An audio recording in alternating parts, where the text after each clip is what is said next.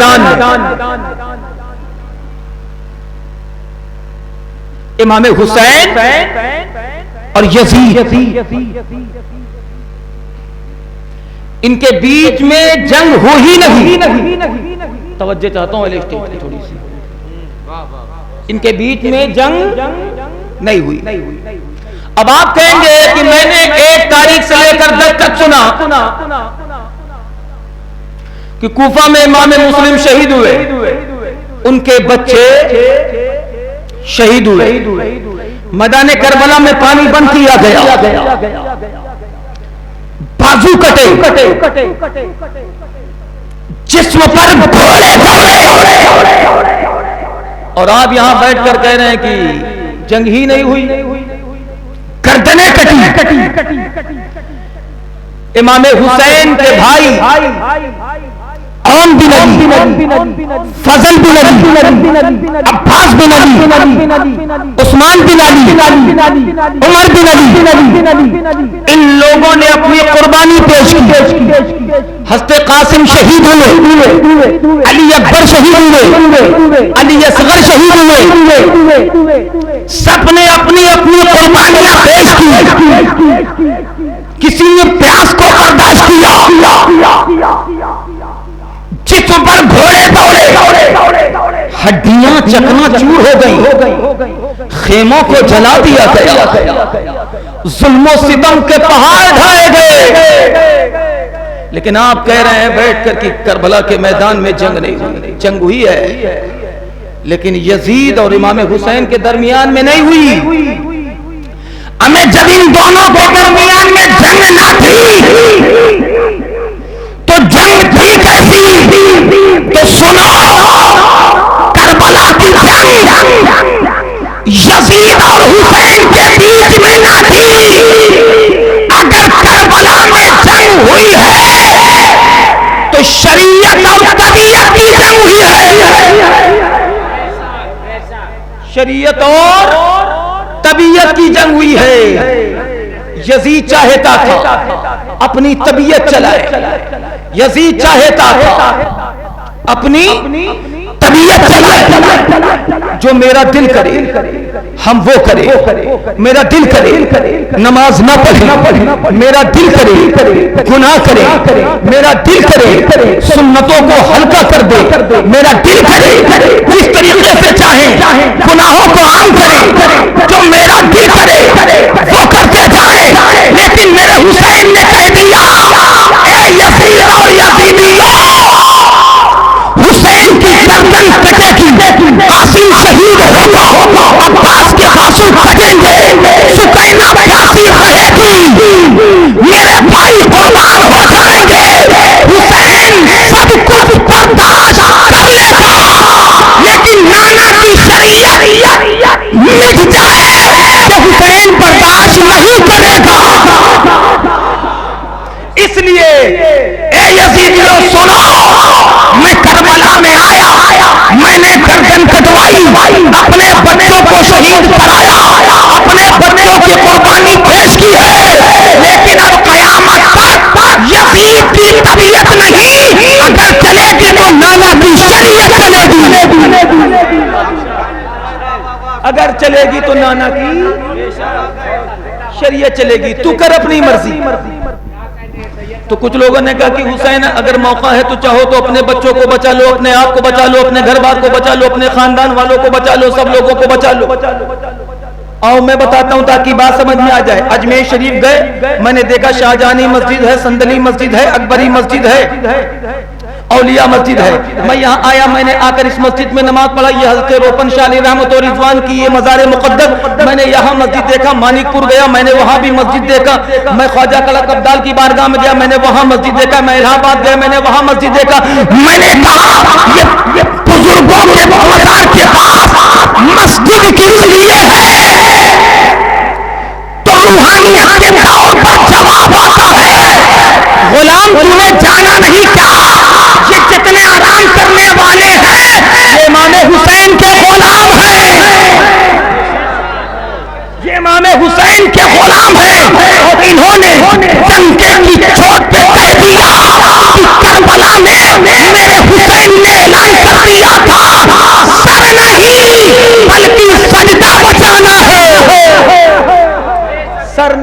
بلکہ کیا بچانا ہے؟ سجدہ بچانا ہے. میرے حسین نے کربلا میں سر نہیں اگر بچایا ہے تو سجدے کو بچایا ہے. میرے حسین نے سجدہ بچایا. اس لیے کہ آنے والے آؤ میری بارگاہ میں حاضر ہو, لیکن جب سجدہ کرنا ہو تو مسجد سامنے ہے, سجدہ کرنا ہو تو مسجد قریب میں ہے. کہ میرے حسین کا اعلان ہے, اے لوگوں سر بچانا ضروری نہیں ہے بلکہ سجدہ بچانا ضروری ہے. ابھی آپ نے تقریر سنی نا امام شاہد صاحب سے, اور کافی دیر تک سنی, ایک ایک بات سمجھ میں آ گئی. تو یزید نے کہا حسین بچا لو اپنے آپ کو, بچا لو اپنے گھر والے, بچا لو اپنے خاندان والوں کو, بچا لو اپنے بیمار زین العابدین کے ہاتھوں میں ہتھکڑی اور پیروں میں زنجیریں پڑنے سے, بچا لو زینب کو قیدی بننے سے, کلثوم کو قیدی بننے سے. میرے حسین نے کہا حسین کربلا میں اپنے بیٹے کو نہیں اگر آیا ہے تو نانا کا دین بچانے آیا ہے. میں بیٹوں کو بچانے نہیں آیا. اگر بچانا ہوتا علی اکبر کو بچا لیتا, بچانا ہوتا علی اصغر کو بچا لیتا, بچانا ہوتا تو قاسم کو بچا لیتا, بچانا ہوتا اپنے بھتیجوں کو بچا لیتا, بچانا ہوتا بھانجوں کو بچا لیتا. تو حسین کربلا میں رشتے داروں کو نہیں اگر بچانے آیا ہے تو نانا کی امت بچانے آیا ہے. تو میرے حسین نے پوری امت کو بچایا ہے. بار بار کہا جاتا ہے حسین اپنا ہاتھ دے دو, ہاتھ دے دو, ہاتھ دے دو, ہاتھ دے دو. میرے حسین نے اپنا ہاتھ بچایا. اگر دل کرے سب مل کر بول دیں کیا بچایا؟ ماشاءاللہ کیا بچایا؟ میرے حسین نے اپنا ہاتھ بچایا. اے پیارے آقا حسین آپ نے اپنا ہاتھ کیوں بچایا؟ تب میرے حسین کہتے ہیں اے میرے غلام ذرا سن تو صحیح, میں نے ہاتھ اس لیے بچایا کہ بظاہر حسین کا ہاتھ بچے گا, حقیقت میں نانا پہ نازل ہوا قرآن بچے گا.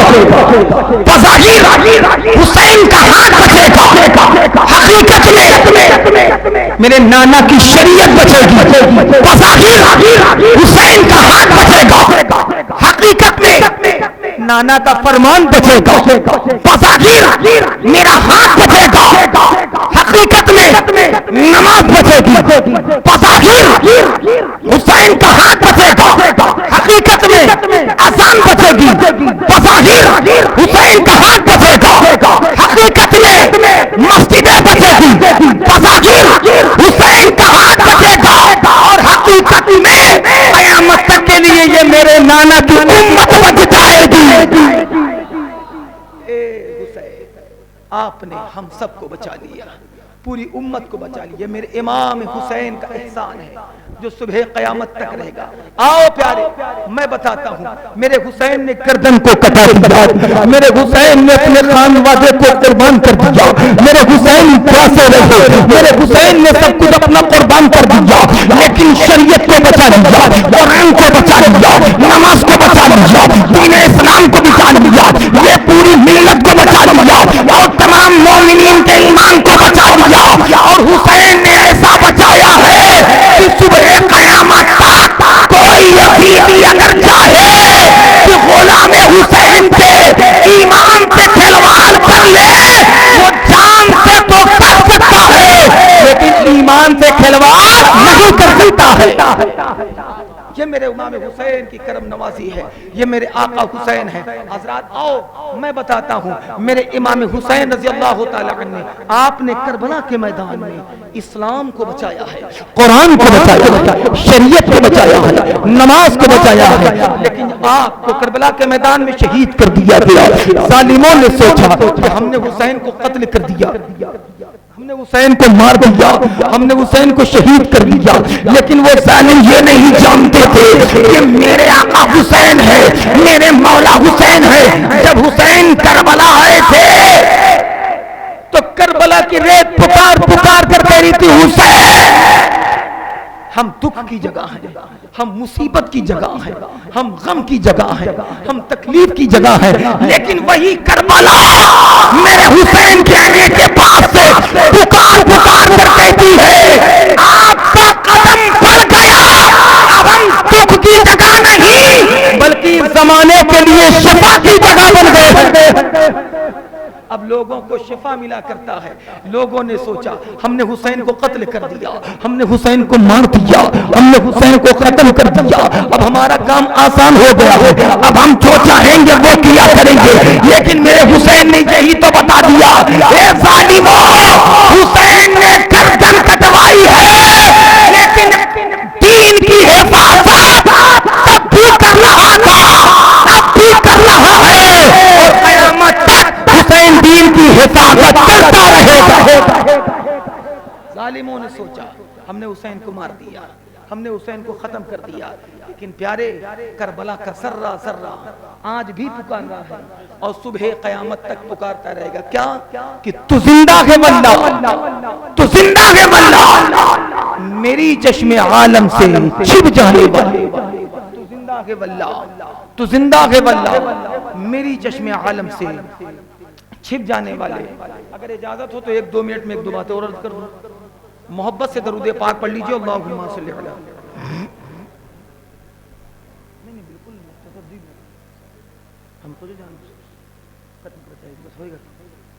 حضرات۔ ان لوگوں نے سوچا ہم نے امام حسین کو قتل کر دیا، اب اسلام کا کام یہیں سے رک جائے گا، لیکن ظالموں کو کیا معلوم میرے حسین جب کربلا میں آئے تھے آپ نے دین کی حفاظت کی، شریعت کی حفاظت کی، قرآن کی حفاظت کی، ساری امت کی حفاظت کی۔ اب جب کربلا کے میدان سے چلے تو وہ سر مبارک نیزے پر ہیں، ایک گرجا ملا ظالموں نے وہاں رکھا، دیوار پھٹی، ہاتھ نمودار ہوا، لوہے کا قلم ہے، لکھا اترجو امت قتل حسین شفاعت جدہ یوم الحساب۔ گھبرا گئے، آگے چلو، آگے پہنچے، گرجا نظر آیا، وہاں پر کہا کہ اے پادری یہ بتاؤ یہ کب سے لکھا ہے؟ کہا کہ ہم اس کے بارے میں زیادہ تو نہیں جانتے لیکن ہم نے اپنے باپ داداؤں سے سنا ہے۔ نبی آخر الزمان صلی اللہ علیہ وسلم کی ولادت باسعادت سے 500 سال پہلے کا یہ شعر ہے۔ کتنا؟ 500 سال۔ اچھا، اس کے بعد کیا چاہیے بتاؤ تم لوگ کہاں سے آ رہے ہو؟ کہا ہم لوگ کربلا سے آ رہے ہیں۔ یہ سر کس کے ہیں؟ کہا یہ باغی کے سر ہیں، معاذ اللہ رب العالمین، باغی کے سر بتایا۔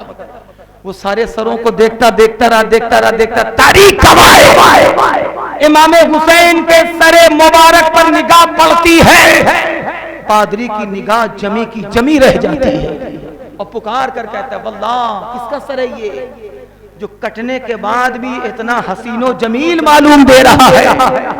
واللہ کس کا سر ہے یہ جو کٹنے کے بعد بھی اتنا حسین و جمیل معلوم دے رہا ہے؟ دیکھنے لگا، کہ میں نے بہت ساری جنگ دیکھی ہیں لیکن تک ایسی جنگ نہیں دیکھی کہ جس میں ایک چھوٹے سے بچے کا بھی سر ہے، ایک عمر دراز کا بھی سر ہے، ایک جوان کا بھی سر ہے، 8 سال 10 سال کے بچوں کا بھی سر ہے۔ غور سے دیکھنے کے بعد جب حسین کا سر دیکھتا رہا، کہا ذرا بتاؤ تو صحیح ان کا نام کیا؟ کہا ان کا نام حسین ہے۔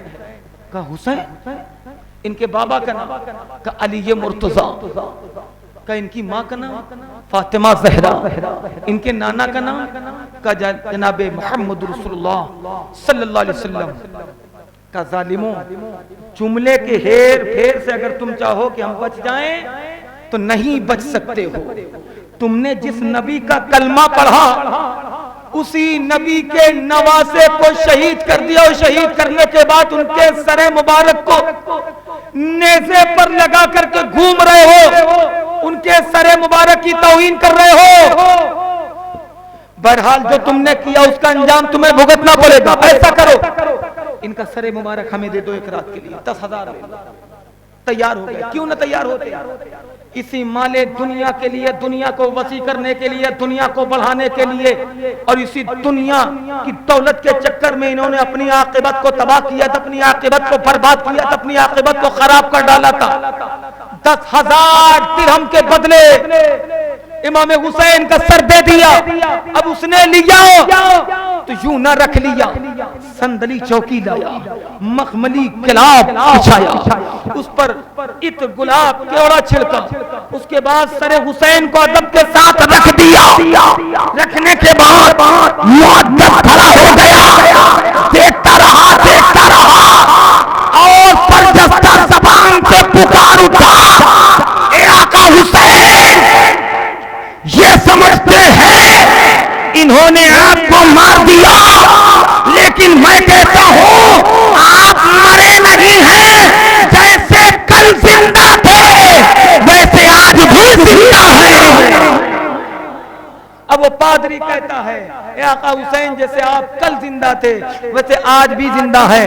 سر حسین سے نور کی کرن پھوٹتی ہے جو آسمان تک پہنچ جاتی ہے، اس کے بعد زنار کو توڑتا ہے اور توڑنے کے بعد کہتا ہے آپ کما رہیے گا، میں کلمہ پڑھتا ہوں لا الہ الا اللہ محمد الرسول اللہ، جانے اب کہو اصل حسین اصل میں مر کے یزید ہے، اسلام زندہ ہوتا ہے ہر کربلا کے بعد، اسلام زندہ۔ نعرہ تکبیر، نعرہ رسالت، شہدائے کربلا، جشن شہید اعظم، سبحان اللہ سبحان اللہ، اسلام زندہ ہوتا ہے ہر کربلا کے بعد۔ تاریخ گواہ ہے جس راہ سے میرے امام کا سر مبارک لے جایا گیا ہے، اس راہ میں لوگوں کو ایمان کی دولت ملتی گئی، نہ جانے کتنے لوگ کلمہ پڑھ کر مشرف با اسلام ہو گئے۔ میرے امام حسین کے صاحبزادوں میں سے میرے آقا غریب نواز ہیں جنہوں نے ہند میں اسلام کا پرچم لہرا دیا۔ تو میرے دوستوں اور عزیزوں، ایک سے زائد ہو گیا ہے، بہت زیادہ ٹائم ہو گیا ہے، اور آپ حضرات نے گفتگو بھی سماعت کر لی ہے، تمام باتیں بھی سماعت کر لی ہیں۔ اب انشاءاللہ العزیز پھر کبھی موقع میسر ہوا تو گفتگو کرنے کی کوشش کی جائے گی، سعادت حاصل کی جائے گی۔ آخر وقت تھا، یہ مختصر وقت میں نے چند باتیں آپ کے سامنے رکھ دی۔ اللہ کی بارگاہ میں دعا ہے میں نے جو کچھ بیان کیا سامعین نے سنا، ہمارے بولنے میں، سامعین کے سماعت کرنے میں اگر کسی قسم کی کوئی لغزش، کوئی غلطیاں، کوئی خطائیں ہوں اللہ معاف فرمائے۔ استغفر اللہ ربی من کل ذنب واتوب الیہ، لا الہ الا اللہ محمد رسول اللہ صلی اللہ علیہ وسلم، وما علینا الا البلاغ۔